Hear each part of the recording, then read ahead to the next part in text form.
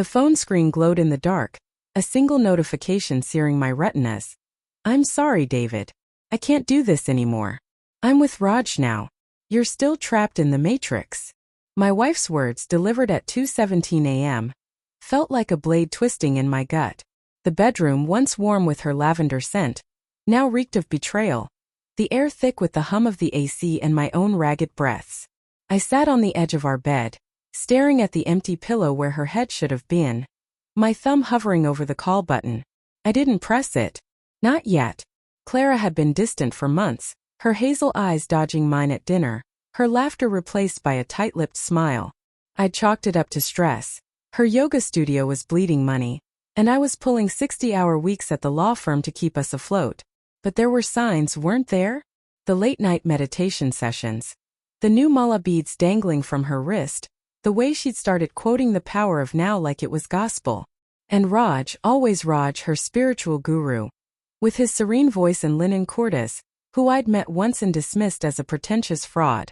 "He's helping me find my truth, David," she'd said, her voice trembling with conviction. I'd laughed it off, told her she sounded like a bumper sticker. Now her text burned through my denial like acid. The next morning I stood in our kitchen, the granite countertop cold under my palms. Her favorite mug, a chipped ceramic thing with a sunflower, sat unwashed in the sink, a smear of her coral lipstick on the rim.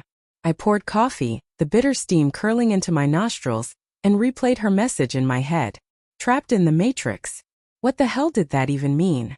That I was some soulless drone because I paid the bills, because I didn't chant mantras or burn sage. Anger flared, but beneath it, a quieter ache pulsed, fear that she'd seen something in me I couldn't.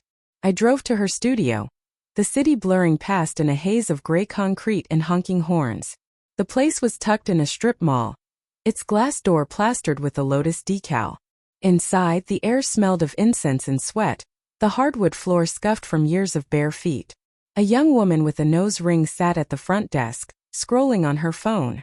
"Is Clara here?" I asked, my voice sharper than I intended. She glanced up, her eyes narrowing. "She's not in today. Sorry." The hesitation in her voice was a red flag, a crack in the facade. I pushed past her, ignoring her protest, and strode toward the back room where Clara taught her private sessions. The door was ajar. I froze, hearing her voice, low, intimate, laced with a warmth I hadn't heard in months. "Raj, I feel so free with you," she murmured. My stomach churned, bile rising in my throat. I nudged the door open just enough to see them. Clara, cross-legged on a cushion, her hand resting on his knee. Raj, his dark eyes locked on hers, a red thread bracelet circling his wrist, matching the one she'd started wearing last month. The sight was a punch to the chest, stealing my breath. I wanted to barge in, to scream, to shatter their little bubble of incense and lies. But my feet wouldn't move. Doubt crept in.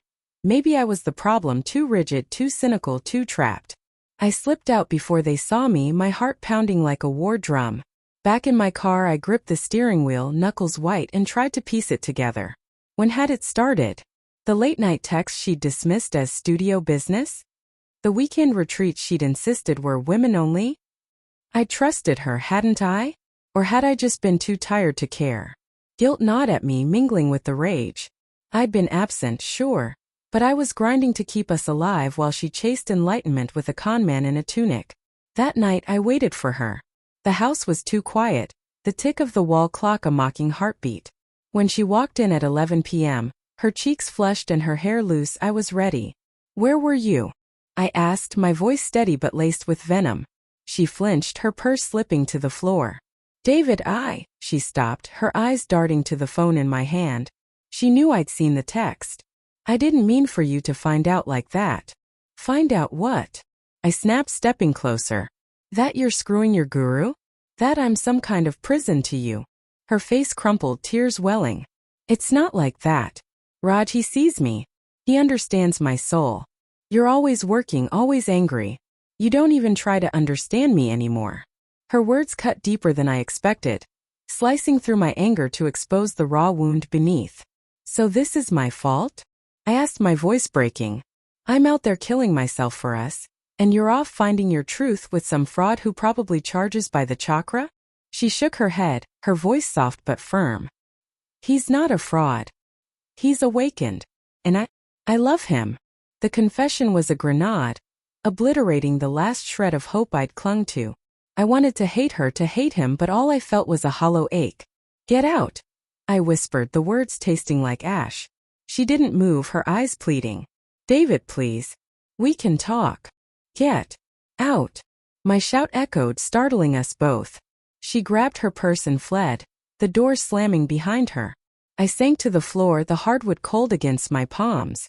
The red thread bracelet she'd left on the counter glinted in the lamplight, a taunting relic of her betrayal. But then I noticed something else, a folded note tucked beneath it in her handwriting. My hands trembled as I opened it. David, I'm sorry. I wanted to tell you in person, but I was scared. Raj isn't what you think. He's leaving for India tomorrow, and I'm going with him. I hope one day you'll understand. The note slipped from my fingers. She was gone, not just from our marriage but from the country, from my life. I sat there, surrounded by the ruins of our home, and realized the matrix she'd accused me of being trapped in wasn't just my job or my skepticism. It was her lies, her secrets, her slow unraveling of us. And the worst part? A small, traitorous part of me still loved her, even as she vanished into the night with a man who'd promised her freedom but would probably break her just as thoroughly.